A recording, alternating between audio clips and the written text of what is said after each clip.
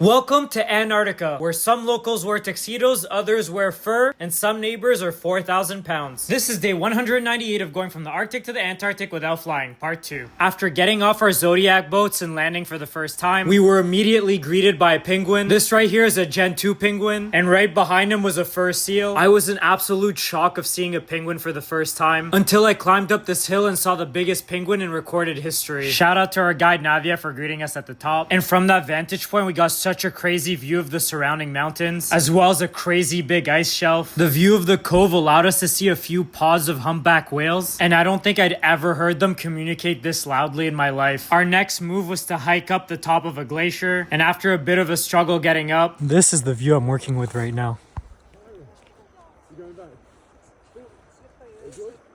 I could have easily spent a couple more hours here, but the show must go on. We've got a second excursion to get ready for, and I don't know if my body can handle all this dopamine. Then after a quick break for lunch, we were ready to go out again. This is the second excursion of the day. Now this second one is going to be a Zodiac excursion. We're going to do some whale watching. I got my big ass camera with me too.